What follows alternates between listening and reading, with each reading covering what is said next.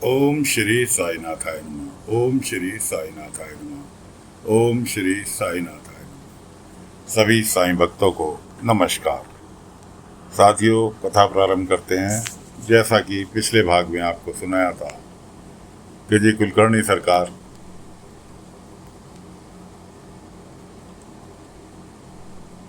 तीन गांवों के मुखिया दोबारा से बन गए। अब कुलकर्णी सरकार ने अपने जलवे दिखाने चालू किए। जो लगान किसी दुकानदार से, लगान मतलब जैसे कि बाजार में टेम्परेरी दुकानें लगती हैं, उनकी नगर पालिका की तरफ से रसीद कटती है, उसे उन्होंने तिगना कर दिया। किसी पर से अगर 10 पैसे रोज लेते थे तो उसे 30 पैसे रोज कर दिया। इस तरह से उन्होंने लगान तिगना कर दिया। कुलकर्णी सरकार के आदमियों की बदमाशी चालू हो गई।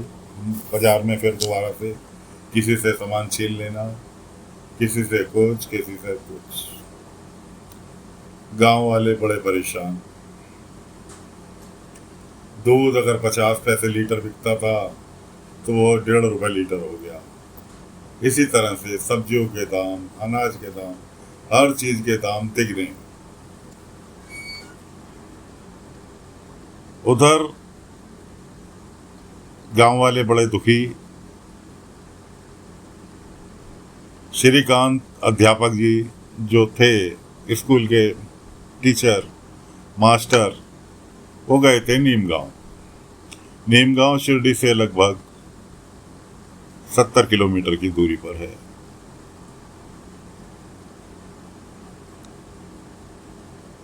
क्षमा करें, नीमगांव शिरडी से लगभग 20-22 किलोमीटर की दूरी पर है।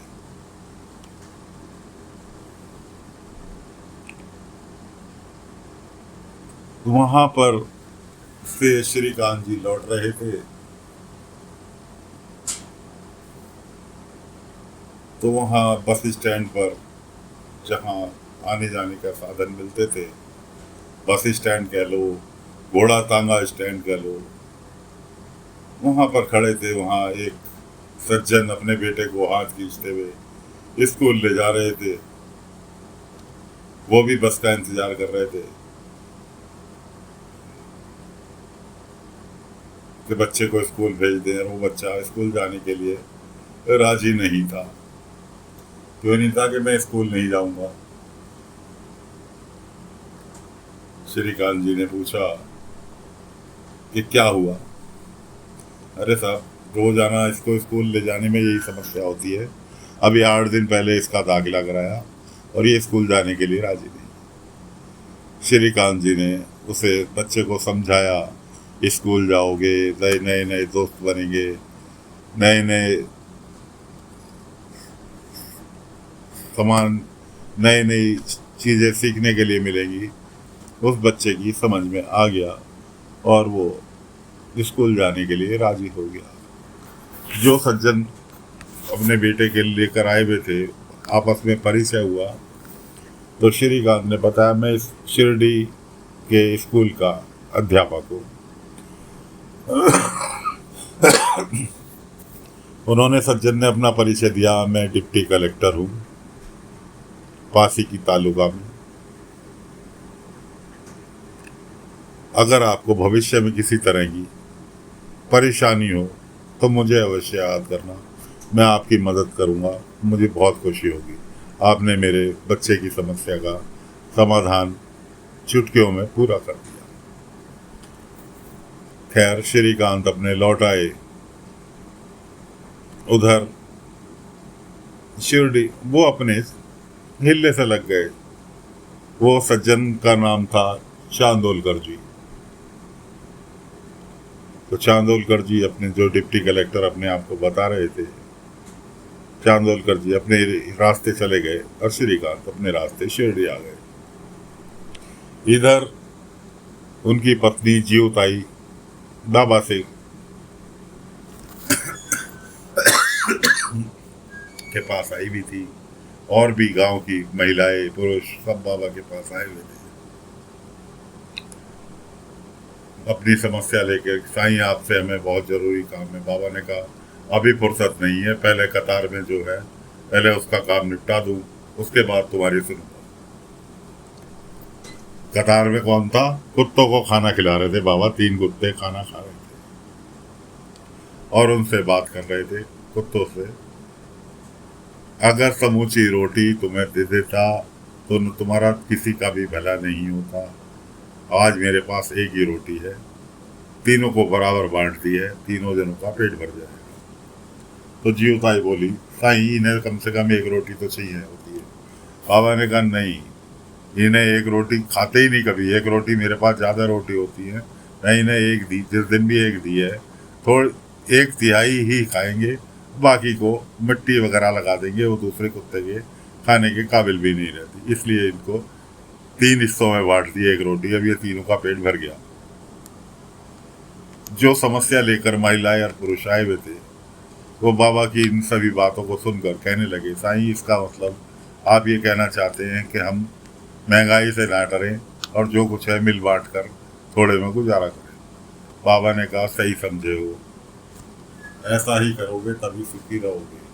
किसी के पास कोई सामान फालतू है, दूसरे के पास दूसरा सामान फालतू है, तो आपस में अदला बदली कर लो। बाजार की महंगाई से तुम्हें काफ़ी राहत मिलेगी।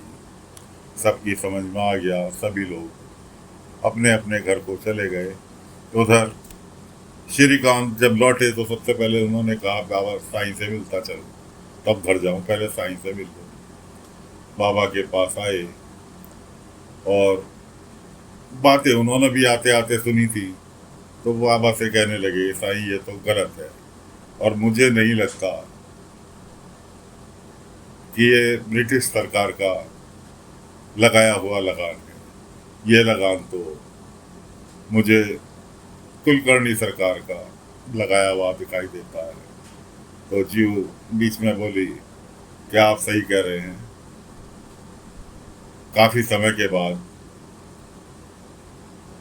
कुलकर्णी मुखिया बने हैं और इस बीच उन्होंने जो कुछ भी अपना कमाया है, जो कुछ भी गांव वालों से उनको सुनाया है, और वो सोच समेत गांव वालों से बदला लेंगे। इसी बदला लेने के लिए उन्होंने ये तिगना लगान किया। श्रीकांत कहने लगे साईं मैं तो चुप बैठूंगा नहीं, क्योंकि मैं जहाँ गया था अगर ब्रिटिश सरकार लगान बढ़ाती तो सभी गांवों में एक साथ बढ़ाती, खाली शिरडी के लिए थोड़ी है। तो मैं तो इस सच्चाई का पता लगा कर रहूंगा। बाबा ने कहा श्रीकांत सच की राह पर बड़ी मुश्किलें आएंगी, क्या तुम उन मुश्किलों को सह पाओगे?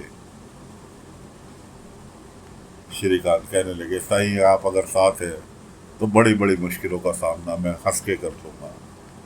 वहां से निकल लिए श्रीकांत। बाबा का तो एक ही आशीर्वाद रहता था, अल्लाह वाले राम जी भला करे।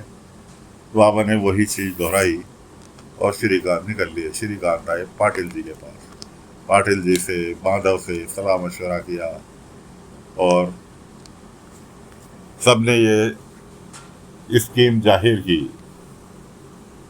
कि कुलकर्णी सरकार के खाते देखे जाएं, वही खाते सामने आएंगे तो लगान की स्थिति का पता चल पाएगा। उधर पिछले भाग में जब हमने आपसे जिक्र किया था, नया कैरेक्टर आ रहा है शिरडी में, दास गणपत। गणपत पुलिस वाला है और उसे केवल गाने के अलावा और कुछ नहीं सूझता। वो अपनी ऑन ड्यूटी भी गाने के चक्कर में लगा रहता है, जिसका सहयोगी उसका फ़ायदा उठा रहे हैं और एक तरह से सीनियर को भड़का रखा है उसके प्रति।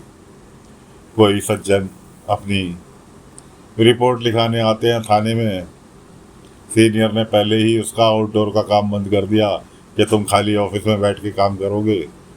ऑफिस में काम क्या, किसी की रिपोर्ट लिखना, कोई शिकायत दर्ज कराने आए, इस तरह के काम। वो शिकायत दर्ज कराने आया, वो भी गाने बजाने का शौकीन था और गाने बजाने का शौकीन क्या था, उसका सामान चोरी हो गया था। शिरडी से लौट रहा था तो उसके वाद्य यंत्र वगैरह सब चोरी हो गए। उसकी वो रिपोर्ट लिखाने आया था, लेकिन वो रिपोर्ट लिखाने की जगह दोनों गवैये मिले और गाने बजाने में लग गए। उसकी पत्नी भी साथ में थी। जो व्यक्ति रिपोर्ट लिखाने आया था वो भड़क गई। इतने में उसका सीनियर अधिकारी आ गया, गणपत का। अब उसने जब उसकी पत्नी ने सीनियर अधिकारी से कहा कि जी ये किसको बैठा रखा है तुमने, हम यहाँ रिपोर्ट लिखाने की इतनी जोर से कोशिश कर रही हूँ, रिपोर्ट लिखाने की जगह गाने बजाने में मेरे पति को भी शामिल कर लिया। सीनियर भड़क गया। भड़क के 4 खरी खोटी सुनाई गणपत को और उसको थाने से निष्कासित कर दिया।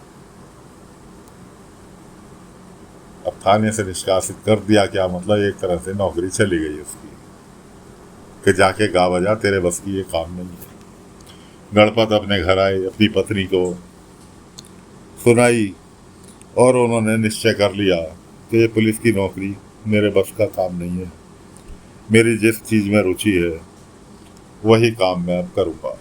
पत्नी को बड़ा झटका लगा कि ये तो खाली गाने बजाने के चक्कर में पेट कैसे पलेगा, खान पान कैसे होगा, कैसे घर गृहस्थी का गुजारा होगा। ये तो गाने बजाने की लाइन पे चलने की बात कर रहे हैं, अच्छी भली पुलिस की नौकरी छोड़कर। तो उधर तो गणपत ने बिल्कुल नौकरी से संन्यास ले लिया। उधर बाबा की आवाज़ बार बार गणपत के कानों में पड़ रही है। बाबा उसे बुलाना चाह रहे हैं शिरडी।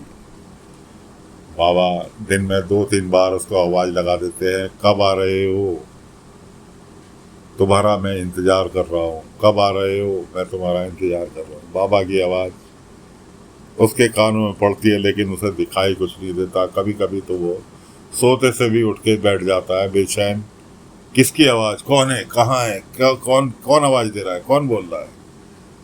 यही वाकया उसके साथ थाने में भी पेश आया कि इधर बाबा धोनी के पास बैठे उसको देख रहे और उसको आवाज़ दे दी, गणपत, गणू, कब आ रहे हो, मुझे तुम्हारा इंतजार है। अब वो चिंतित कि गणू के नाम से केवल उसकी गणपत की माँ बुलाया करती थी, ये गणू नाम कौन ले रहा है। वहाँ पर भी उसने यही चीज़ दोहराई, कौन हो, कहाँ हो।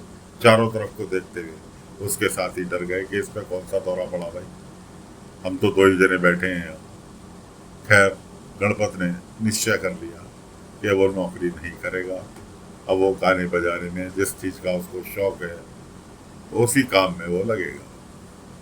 इधर तैयारी कर ली सभी, पाटिल जी ने, माधव ने और श्रीकांत ने कि जी कुलकर्णी के खाते देखे जाएं कि ये जो अवैध लगान वसूला जा रहा है इसकी जांच की जाए। और जब तक खाते नहीं देखे जाएंगे तब तक पता ही नहीं लगेगा। और खाते में लगान की कीमत जो वसूली जाती है, प्रतिदिन के खाते जो लिखे जाते हैं सरकारी खाते, उसके अंदर चढ़ी हुई होगी। तो कुलकर्णी के वाड़े की ओर श्यामा से कहा गया, श्यामा तुम पूरे सभी गांव वालों को लेकर कुलकर्णी वाड़े पहुंचो और मैं और श्रीकांत, पाटिल जी और श्रीकांत, कि हम दोनों तुम्हें कुलकर्णी वाड़े पर ही मिलते हैं और आज कुलकर्णी सरकार के खाते देख कर रहेंगे। तो साथियों भीड़ पहुंच गई कुलकर्णी वाड़े। आगे क्या हुआ अगले अंक में लेकर फिर हाजिर होंगे। तब तक के लिए आज्ञा दीजिए। ओम साई राम, ओम साई राम, ओम।